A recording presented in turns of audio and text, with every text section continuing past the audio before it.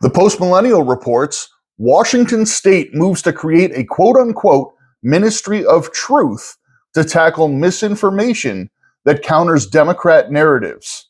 To be combated are election fraud narratives, anti-mask and anti-vaccine narratives, anti-critical race theory narratives, and anti-LGBTQ and grooming narratives. A Washington State House bill was voted out of committee last week that would create a 13-member commission within the Office of the Attorney General to develop a data collection process on incidents of quote-unquote domestic violence extremism. Domestic violence extremism is not defined in the legislation, but according to the State Attorney General Bob Ferguson's description, it would include non-criminal activities and speech. HB 1333, sponsored by Democrat Representative Bill Ramos, would create the Domestic Violent Extremism Commission to develop ways to combat disinformation and misinformation. The legislation was pushed by Ferguson following a domestic terrorism study by his office in 2022, which plans to implement effective state intervention to address these threats, has the potential to implicate speech or association that may be protected by the First Amendment, or the individual right to bear arms protected by the Second Amendment. The report also recommended adding a definition of domestic violent extremism to the state law, even though there are already statutes addressing hate crimes, and the FBI already defines domestic terrorism within the context of actual crimes or intent to commit a crime. The Attorney General's 2022 report argues, rather than exclusively address domestic terrorism per se, these recommendations seek to best support Washington State to respond to this panoply of challenges, which together combine to create the threat of, and indeed are often precursors to, acts of domestic terrorism. The Commission would also use the category of domestic violent extremism with regard to public health. According to the legislation, the Commission would have a member with an expertise in public health who would be appointed by the Attorney General and is not required to be a member of the state's Department of Health. So I'm going to continue reading this, but I want to stop there for just a second. This is one of the big things that came out of COVID that is very insidious. And they have begun doing this in a lot of different arenas. They are inserting the idea of quote unquote health into a lot of different things like this. First of all, this whole story is, of course, very scary in a lot of ways. They are targeting First Amendment protected activity in the idea that you are a terrorist if you say or write things that they don't like, right? If you express, they laid it right out. If you express political ideology that they disagree with, they're going to label you a terrorist. We have seen moves like this all across the country. This gained a face right in school board meetings. And we saw this with the FBI beginning to label and mobilize against parents, and they mobilized their anti-terrorism unit right against parents because parents saw what was happening in public schools, and so the FBI decided they were going to go against the parents because the Biden administration can't tolerate real normal people standing up against their agenda. Now the state of Washington has decided they're going to do the same. But what gave me pause here to bring this up in this point of conversation, as they talked about public health, COVID opened the door for this because COVID became so much more than a health emergency, right?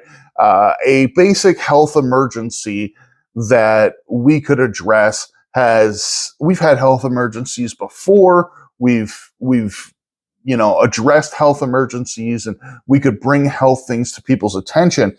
But COVID turned a health emergency into a security emergency where they could wield the power of the national government in a tyrannical and authoritative way, and they managed to do that in a way that we haven't seen in American history before. And now they are looking to do this again in Washington state. And I really promise you that they're going to do that again in all kinds of ways.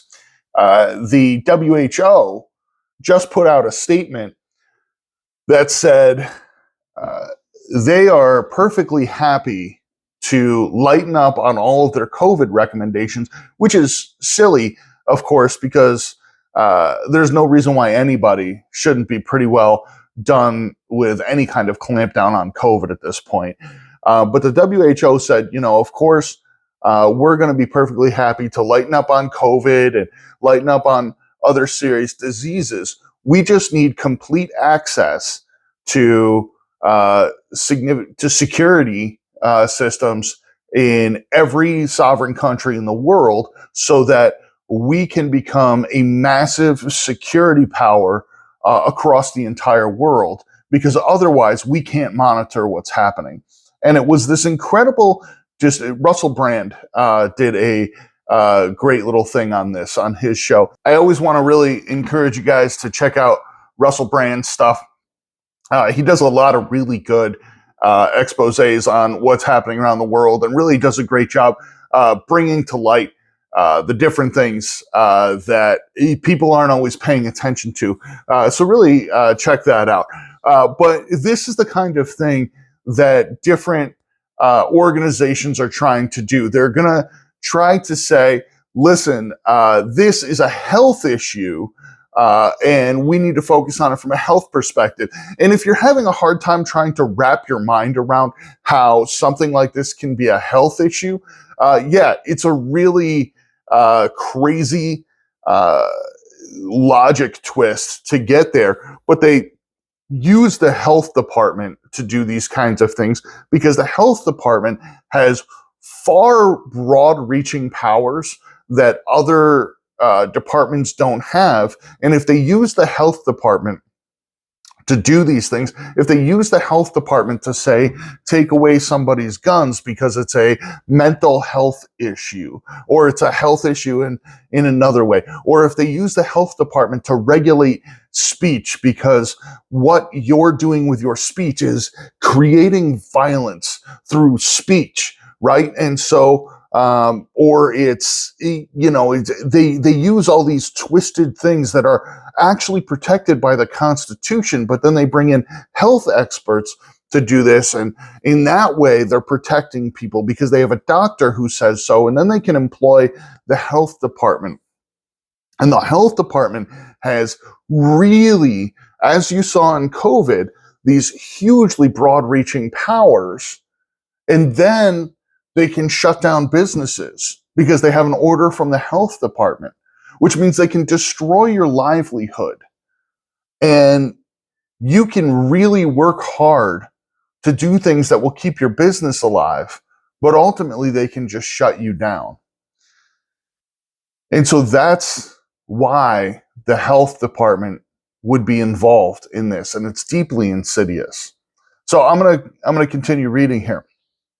It says, critics have slammed the legislation, citing in 2021 when the National School Boards Association sent a memo to the Biden administration asking that parents protesting during a public comment at the local school board meetings be treated as a quote-unquote form of domestic terrorism.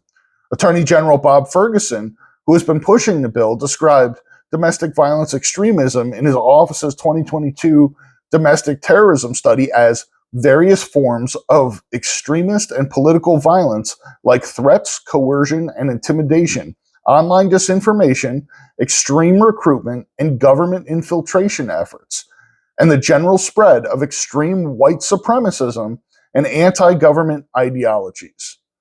One of the slides created by the Anti-Defamation League used during the presentation of the bill claimed that election fraud narratives, and which, by the way, the left has been huge in talking about right up until the point of the last election, right? So the left spent all of Trump's time putting forward an election fraud narrative, but right up until the point where the GOP starts talking about it, now it's domestic terrorism. So, okay.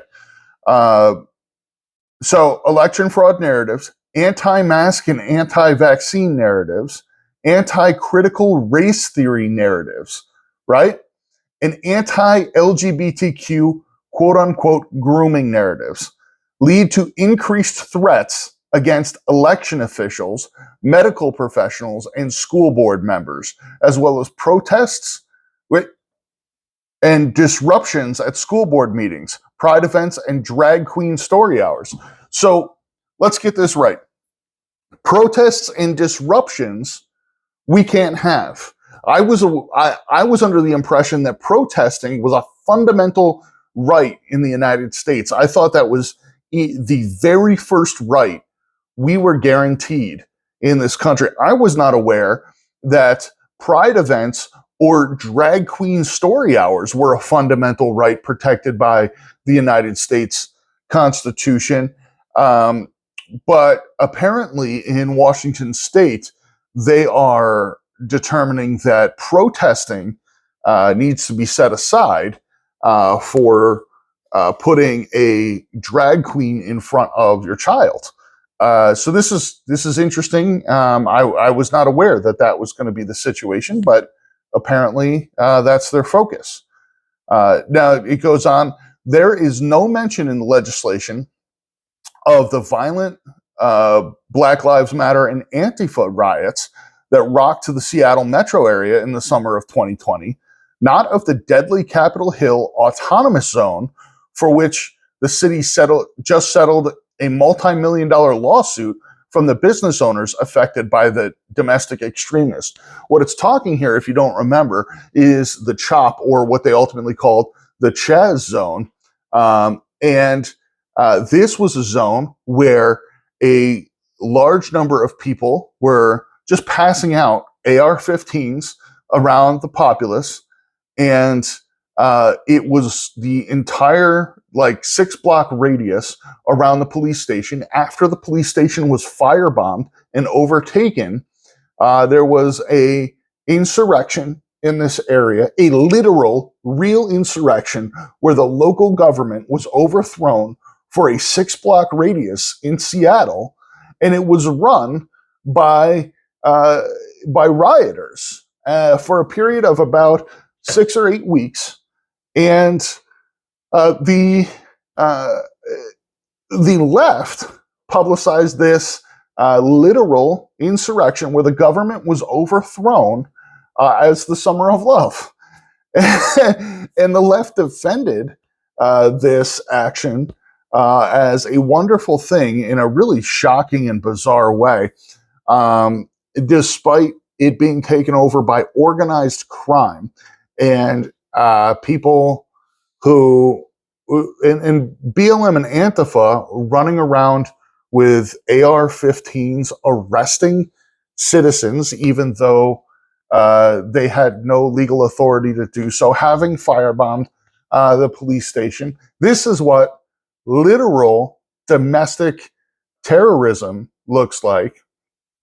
And what they are focused on is people who are not happy with Drag Queen Story Hour. People who are not happy with the way their school board is running, so they come to the school board and have a problem with that. But, okay, it continues. The Domestic Violence Extremism Commission would also be made up of 4 legislatures, one appointed by each of the 2 largest caucuses of the Senate, and one appointed by each of the 2 largest caucuses of the House of Representatives.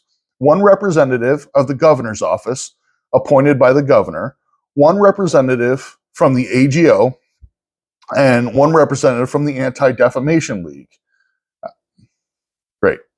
Additionally, 6 representatives from the organizations representing the groups protected under the state's hate crime statute would be appointed by the state's attorney, which may include, but is not limited to, a representative from the Black African American community, a representative from the Muslim community, a representative from the Jewish community, a representative from the Asian or Asian American community, a representative from the Sikh community, a representative from the Latino community, a representative from the LGBTQ community, a representative from the general immigrant refugee community, and a representative from the African community. So that's interesting. This commission would have people represented from every community, apparently notably and specifically represented from every race except for one. But okay. And then it goes on. In addition to those listed above, the commission must also extend an invitation to participate in or provide feedback, a representative from the FBI, a representative from the DHS, a representative from a federally recognized tribe, and a non-member groups and individuals with relevant experience as needed. In the original bill, the American Civil Liberties Union was guaranteed a spot on the commission, but was removed by committee amendment. These guys, they're throwing everything at the wall, right? Everything's in there. We're going to have representation from everybody so that we can get every single person from every single area on this board. We're going to represent everybody so that we can make sure that everybody who has any grievance from every community can attack all the different people they like. And it's just crazy, Tom, right? All right. Part of the commission's work would be developing ways to track data incidents of domestic violence extremism, including how data is collected, what triggers data collection, and how to ensure data is not disproportionately used against Black, Indigenous, and people of color communities or other communities.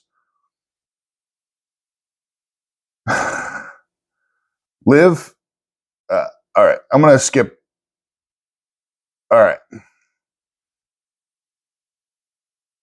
Okay. All right. Liv Fine, director of education for the Washington Policy Center, said legislation would criminalize certain forms of expression based on, it's wild that they would go right out and say this, would criminalize certain forms of expression based on what members of a state commission consider to be their definition of domestic extremism. It's wild. It's wild, right? That they would just say that. Creating a state-level ministry of truth would not only undermine democratic norms, but it would have a chilling effect on public debate, freedom of speech, and civic participation in Washington state. According to her key findings, she wrote that the bill would allow government officials to decide whose words and whose speech would be subject to criminal prosecution, and that the Attorney General's office would increase surveillance of citizens for perceived violations of words and speech prohibitions. Citizens would be encouraged to report friends and neighbors to the state for officially banned phrases, thoughts, and expressions, Fine added. If the legislation passes, Democrat Governor Jay Inslee is expected to sign it into law. I'm going to read that part again. Citizens would be encouraged to report friends and neighbors to the state for officially banned phrases, thoughts, and expressions. I mean, that's unbelievable, right? Officially banned phrases, officially banned thoughts. We talk all the time about the thought police. That's Orwellian. The thought police is something that comes from his book 1984. And they're talking not just about banning words, they're talking about banning thoughts and banning expressions. Now, banning words is about banning thoughts, because if you can't express yourself freely, then you can't think in those terms. But that's they're literally talking about. Now, I don't know how you ban somebody for their thoughts, but that's what they're talking about. They're trying to eliminate free thinking in the state of Washington. Now, you are sure to see this get challenged right up to the United States Constitution and shut down very quickly. And thank goodness that we have the United States Supreme Court. And thank goodness that we have the Supreme Court in session that we do. But it's so wild that we would have any group of politicians in America who would be so outside the ideals of America to set themselves out to say, we believe that the free expression of Americans is wrong. We believe that phrases, thoughts, expressions can and should be banned. When 1984 was released, when George Orwell released it, it was put out there as science fiction. It was put out there as this thing that was, a great warning against totalitarianism, but pretty much something that could never happen in America. And maybe it could happen, but if you really thought that could happen in America, you were really kind of a conspiracy theorist. That's something that happens in other countries that, and that could only happen in the future. This is crazy. This is crazy stuff to see a state really literally trying to ban phrases, thoughts, and actions, right? And there are all kinds of things that different groups are trying to do right along this line. I'm going to be covering a couple other stories just like this today. And there were a couple things last week that came up right along this theme, where people are working to rewrite books. They're trying to retcon history all over the place because there are plenty of phrases, thoughts, and actions that cannot be acceptable anymore. So, great reporting by the Post Millennial as always. And I hope you guys stay aware of this stuff. If you are in the state of Washington, please call your congressman, your state level legislatures, and let them know how you feel about this. And if you're not in the state of Washington, which of course most of you are not, I hope that you're aware of this stuff, because if this kind of thing passes in Washington, other people get the bright idea about this stuff. So be aware, stay aware, and pay attention to what's happening in your state. Most people are so focused on what's happening with the federal government that they ignore the kinds of things that are happening right in their own state. And it really pays to stay aware, pay attention, and stay involved. So, please don't forget to like, comment, and subscribe as we're getting started here. Those interactions, those comments, and those subscriptions really help us to build the channel here. So if you like what you're seeing, leave us a comment. That really helps build it up. Add your subscriptions. This really helps us out. And we really thank you for watching. Thanks.